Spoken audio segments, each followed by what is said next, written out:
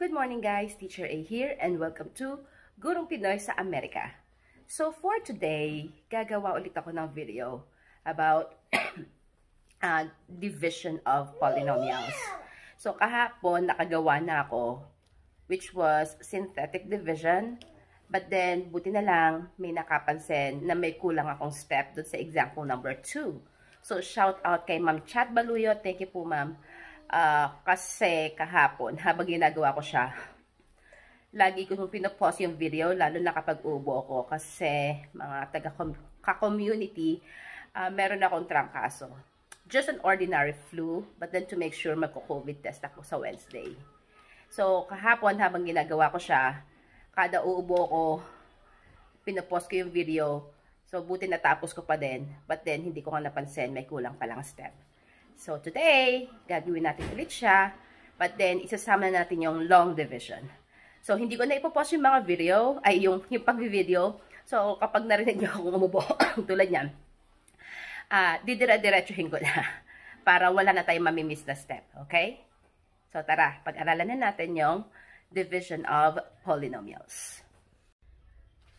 So, hello guys. So, yung pag-aaralan natin today ay division of polynomials, na kung saan ipapakita ko sa inyo yung dalawang ways or dalawang methods ng pagdi-divide ng polynomials. So first, gagamitin natin yung long method, and then yung second ay synthetic division. So magsimula na tayo sa ating example number 1. Halimbawa, meron tayong x squared plus 6x minus 16 divided by x minus 2. So, doon muna tayo sa long division. So, yung long division, para ka lang nagdi-divide din ng numbers. Yung malalaking digits. So, paano ba yon? So, yung divisor, nasa labas ng division symbol.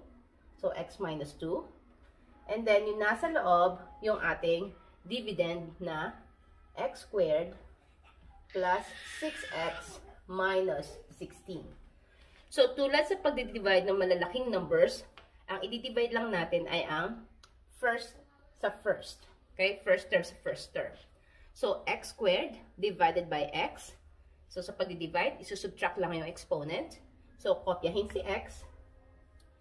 Isubtract ang exponents. 2 minus 1 ay 1. So, simply x lang. And then, after divide, i-multiply. X times x ay x squared. So, dapat magiging magkapareho sila. And then, x times negative 2, number tsaka letter, minultiply. Pagdidikitin lang siya. So, minus 2x. Yan. And then, kapag nandito na, isusubtract natin siya. So, automatically, kailangan makancel out yung first term. And then, 6 minus negative 2. So, double negative. So, magiging plus na to. So, 6 plus 2 ay 8x.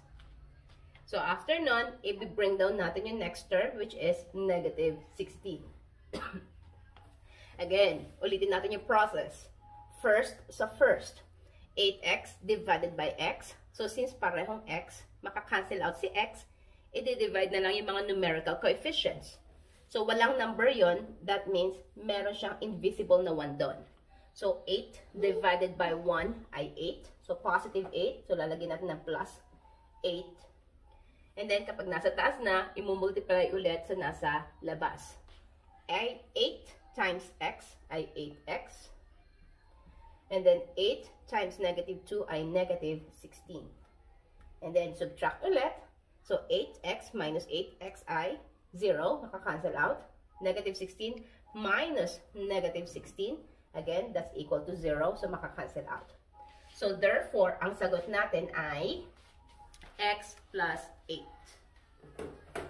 So, gamit lang ako ng ibang kulay. X plus 8. Okay? So, i-check natin using synthetic division kung ito pa rin yung ating magiging sagot. Okay? So, synthetic division. So, paano ba ang synthetic division? So, sa synthetic division, actually, mahaba siya, pero paulit-ulit lang din yung process. Okay? So, first step sa synthetic division, i-check natin yung dividend. kailangan yung dividend ay nasa descending order of powers. Ibig sabihin, yung exponent niya mula sa mataas pababa, wherein yung last term ay ang ating constant term. So kung mapapansin nyo, naka-arrange na siya. So wala na problema sa first step. Second step, i-write down natin yung mga numerical coefficients niya. So x squared, wala tayong nakikitang number. That means 1 yon. And then, yung may x, kasama niya ay 6. And then, yung constant term natin ay negative 16. So, yan ang ating first step. Ang second step ay para sa ating divisor. So, kukunin natin yung root ng ating divisor, yung value ng x, by equating this to 0. So, x minus 2 equals 0. Para ma-solve si x, ililipat si negative 2 sa kabila. Once in-transpose, magiging positive 2 siya. So, therefore, ang gagamitin nating divisor ay 2. Yan. Or, shortcut, kung x minus any number, yung divisor nyo magiging positive, yung opposite ng number na yan. Kung meron tayong x plus any number, so yung magiging divisor nyo naman dito ay negative. Okay? So, yung opposite lang. Okay. So, yun ang ating third step. Ang ating fourth step, yun na yung computation part. So, paano ba sinusolve to? So, gawa tayo ng line, which will serve as our equal sign. So, first step sa pag-solve, i-bring down yung first number from left. So, from left to right tayo. So, sa left side, meron tayong 1, bring it down. Kapag nasa ilalim, i-multiply siya doon sa ating divisor. So, 1 times 2 ay 2. Saan siya isusulat? Doon naman sa next column. So, 2. Now, kapag nandito na siya sa loob, ang operation naman ay plus. Okay? So, 6 plus 2 ay 8. Excuse me po. So, yun din. Anak ko, baby, wag mo ako gayahin. So, 6 plus 2 ay 8. Ngayon, nasa baba na naman tayo. So, kapag nasa baba, just repeat the process. I-multiply ulit siya sa divisor. Ilalagay yung answer sa susunod na column, and then i-add. Multiply, lalagay sa ilalim, i-add. Multiply, lagay sa ilalim, add. Okay? So, laging paulit-ulit lang. So, 8 times 2 ay 16. Lagay sa susunod na column. Then, kapag nasa loob, i-add. Negative 16 plus 16. Magkaiba ng sign, isusubtract. 16 minus 16 ay 0. So, meron pa ba? Wala na. Tapos na ang ating computation. So, maggawa tayo ng slash dito. Kasi, itong last term na ito ang ating remainder. So, kung mapapansin nyo, 0 siya, wala tayong remainder. That means, sakto ang ating sagot. Now, from right to left, yung nasa dulo ay remainder. Ang next one ay yung constant term. Which means, iyon yung walang variable, walang letter. Okay? And then yung susunod, ito ang ating linear term, which means yun yung may x. Kung may susunod pa, yun yung x squared, then x cubed, x to the fourth, and so on and so forth. Okay? So, since wala na, isulat na natin ang ating quotient. So, q of x, which means yung quotient natin, is equal to 1x. Since 1 siya at kasama niya si x, that means hindi na natin isusulat si 1. Understood na siya. So, x na lang. X. And then, ang susunod ay 8. Walang sign. That means this is positive. So, plus 8. So, therefore, ang ating quotient ay x plus 8, which is similar doon sa na-solve natin kanina. Okay? And of course, ang remainder natin ay 0. Okay? So, that's our example number 1. Move na tayo, excuse me po. Move naman tayo sa ating example number 2, yung ating last example. This time, paano kung ang ating divisor ay fraction? Later, makikita niyo yung fraction kapag ginamit yung synthetic division. So, example number 2. Excuse me po. Baby, so given natin ay 6x cubed minus 16x squared plus 17x minus 6 divided by 3x minus 2. So, paano natin isosolve yan? So, tuloy na sabi ko kanina, first, gamitin natin yung long division. So, long division muna tayo. Sulat sa labas yung ating divisor na 3x minus 2. Then, sa loob, ang ating dividend na 6x cubed minus 16x squared. Mahaba siya. Plus 17x minus 6. Yan. So, paano siya i-divide? Again, it's just first to first. Okay? First term by the first term. So, first ng dividend divided by first term ng ating divisor. Divide muna natin yung mga numerical coefficients since pareho silang may number na kasama. So, 6 divided by 3 ay 2. So, doon natin siya isusulat sa tapat ng second. So, 2. Copy the common variable, which is x. And then, isubtract yung exponents. 3 minus, kapag walang nakita, that means 1. So, 3 minus 1 ay 2. Yan. And then, what's next? Imo-multiply. Kapag nasa taas na siya, imo-multiply siya sa ating divisor. So, isa-isa. 2 times 3 ay 6. Kopyahin si x. Add the exponents. 2 plus 1 ay 3. Remember, lagi sila dapat magkakapareho. Yung ating first term. Okay? Then, multiply naman natin siya sa negative 2. So, 2 times negative 2 ay negative 4. And then, since walang kasama to na variable, i-kopyahin lang natin si x squared. Yan. Then, subtract. 6x cubed minus 6x cubed is 0. Cancel out na natin siya.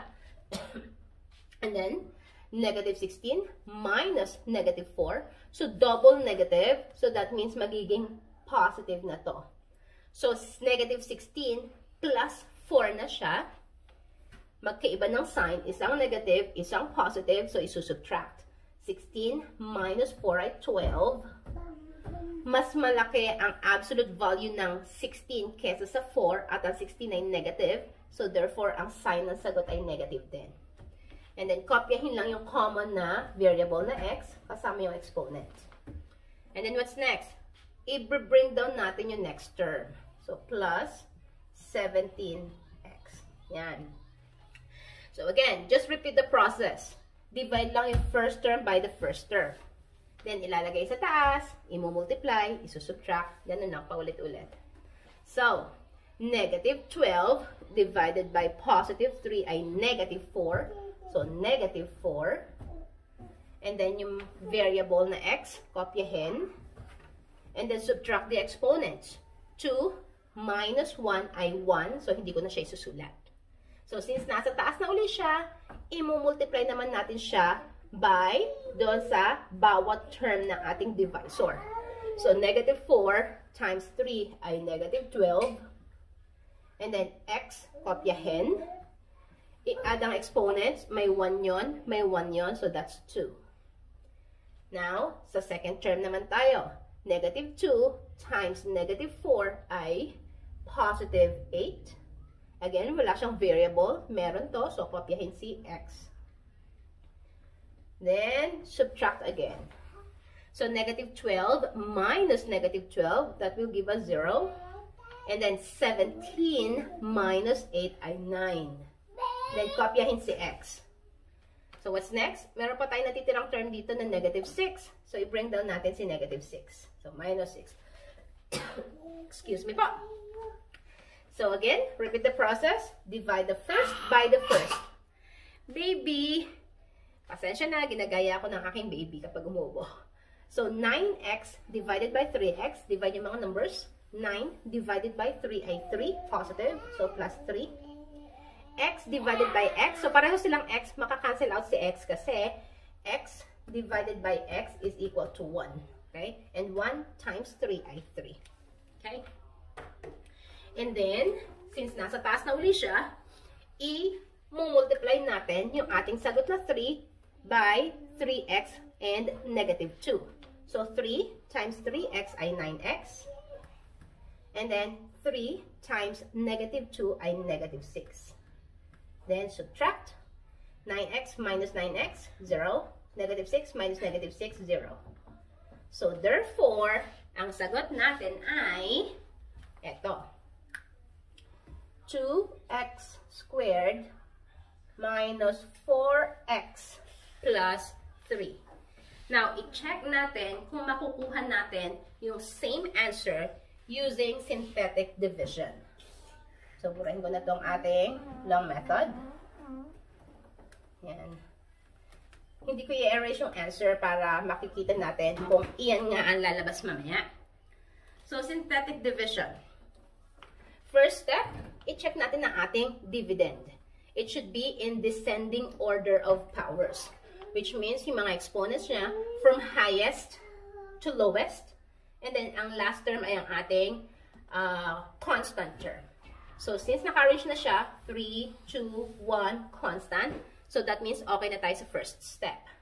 Second step, kopyahin natin yung mga numerical coefficients ng ating dividend, which means yung mga numbers na kasama. Kasama ni x cube ay 6. So, kopyahin si 6. So, meron tayo dito 6. Followed by negative 16. Followed by 17, positive. And then yung last ay negative 6. Just a reminder, kapag merong kulang na term dito, halimbawa wala si x squared, papalitan natin siya ng 0. So kung ano man ang kulang na term sa ating dividend, pag sinulat nyo yung mga numerical coefficients, lalagyan nyo ng 0 yung kulang. Okay? So yan ang ating second step. Third step, kukunin natin yung ating divisor. We will solve for x. Paano? Equate natin to sa 0. Kapag sinabing equate to 0, ibig sabihin, lalagyan nyo lang siya ng equals 0 and then solve for x. So we have 3x minus 2 equals 0. Para ma-solve si x, ililipat si negative 2 sa kabila, magiging positive. So we have 3x equals, lipat si negative 2, that will become positive 2. Since x lang ang kailangan natin, aalisin natin si 3 by dividing both sides by 3. So 3 will be cancelled out. So therefore, si x ay 2/3. So itong 2/3 na to, ito ang ating magiging divisor. So 2/3. Yan. So yun ang ating third step. Fourth step, andito na tayo sa ating solving part. Paano ulit yun? First step, sa ating computation part, gawa ka ng mahabang line that will serve as your equal sign. Okay? Next, bring down ang unang number sa left. So, 6. Sulat natin si 6. And then, kapag nasa ilalim, ano ulit gagawin? I-multiply sa ating divisor. So, paano siya i-multiply? Fraction yon. So, ang gagawin, excuse me po, ay i-multiply ang ating number sa numerator and then i-divide sa divisor. So, 6 times 2 ay 12, divided by 3 ay 4. So, saan siya isusulat? Doon sa next column. Remember, ang first column ay bringing down. So, doon natin siya isusulat sa susunod. So, positive 4. So, kapag nasa loob, anong operation? Addition. So, negative 16 plus 4, magkaiba ng sign, isusubtract. 16 minus 4 ay 12. Anong sign? Si 16 ay negative, mas malaki yung absolute value niya kaysa kay 4. Negative ang 16, so therefore, negative si 12. Next, nasa ilalim ulit. So, uulitin lang natin yung process. I-multiply sa taas, i-divide sa baba. So, negative 12 times 2 ay negative 24, divided by 3 ay negative 8. Yan. So, sulat ulit sa susunod na column, and then i-add. So, 17 plus negative 8, magkaiba ng sign. So, isusubtract natin siya. 17 minus 8 ay 9. Ano ang sign ni 9? Si 17 ay mas malaki kaysa kay 8. Positive si 17, so positive din si 9. So, again, nasa ilalim na naman tayo. Multiply ulit natin doon. So, 9 times 2 ay 18, divided by 3 ay 6. So, sulat sa susunod na column. And then, add. So, negative 6 plus 6, magkaiba ng sign, subtract. 6 minus 6 ay 0. Yan. So, ayan. Hindi pa tayo tapos mag-solve. Ito ang kaibahan kapag ang ating divisor ay fraction. So, yung last step dito ay i-divide natin ang bawat number doon sa denominator ng ating divisor. So, ang denominator natin ay 3. So, therefore, itong lahat ng numbers na to ay i-divide sa 3. So, 6, gawa ulit tayo ng line. So, 6 divided by 3 ay 2. Next, negative 12 divided by 3 ay negative 4. 9 divided by 3 ay 3. And of course, 0 by 3 ay 0. So, after i-divide sa denominator, ito na magiging quotient natin. So, ang quotient natin ay, again, from right to left. Yung pinaka-dulo, ito ang ating remainder. So, kung mapapansin nyo, wala tayong remainder, sakto. Ito ang ating constant term, which means wala siyang variable, walang letter. Yung next term ang ating linear term, which means yung may x. And then yung susunod ang ating quadratic term, which means yung may x squared. So, kopyahin na natin siya. So, we have 2x squared minus 4x plus 3. And ang remainder natin ay 0. So, kung mapapansin nyo, itong ating answer is the same doon sa nakuha natin kanina using long division, which was 2x squared minus 4x plus 3. Okay? So, there's a reason bakit natin siya dinivide sa 3. So, ito yon. Kanina, itong ating long division, kapag nag-divide tayo, for example, 8 divided by 4 is equal to 2. So, si 8 parang ito yon, si 4 ito, at ito si 2. So, kapag minultiply natin si 2 tsaka si 4, ang lalabas ay 8. So, ganun din dito. So, kapag minultiply natin yung divisor natin na 3x minus 2, doon sa ating quotient na 2x squared minus 4x plus 3, ang lalabas ay ang given na 6x cubed minus 16x squared plus 17x minus 6. So, sa long division, ito yung naging sagot natin. Sa ating synthetic division, ito siya. So, sa synthetic division, kung mapapansin nyo, ito ang sagot natin. 6x squared minus 12x plus 9. Wherein, ang ating ginamit kung inyong matatandaan ay 2/3. So, which means, x minus 2/3 ang ginamit natin para makuha natin to. So, x minus 2/3. So, since dito pa lang, yung divisor magkaiba na siya, para maging pareho, so ito ay equal din sa 6x cubed minus 16x plus 17x minus 6. Para maging pareho ang ating divisor doon sa original na given, para maging same sila, i-multiply natin to sa 3. Ito, ita-times natin siya sa 3. Bakit? Kasi 3 yung nasa denominator. Remember, ito ang original na given.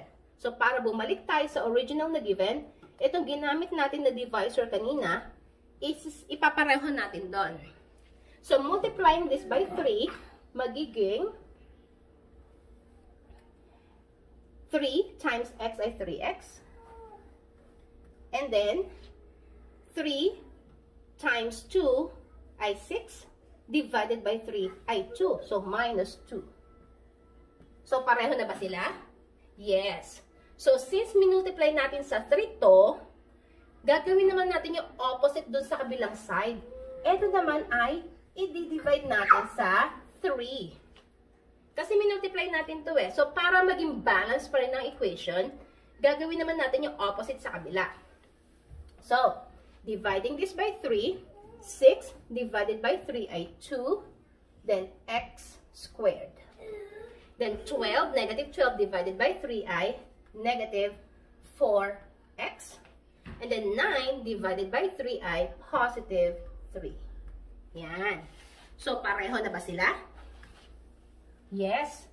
So, this time, pareho na yung ating given. Okay? Pati ang ating answer. So, yung ating divisor and yung quotient, kapareho na ng ginamit natin sa ating synthetic division. Okay? So, ito lang yung reason behind. Pero, ang talagang gagawin natin, after nating mag-divide is, kung ano yung divisor na 3, i-divide pa rin natin yung ating quotient. So, hindi pa tayo tapos sa pag-divide. Kung ano yung divisor, i-divide natin yung quotient doon para makuha yung final answer. So, katulad ng ginawa ko. So, that's it for today. Nakaraos tayo ng paubo-ubo. Pasensya na, may trangkaso kasi ako. So, kung natuto kayo sa ating lesson, ito yung module for this week, kindly give me a like para i-share ni YouTube sa iba at marami ring matutong katulad nyo. Bye guys! Paalam!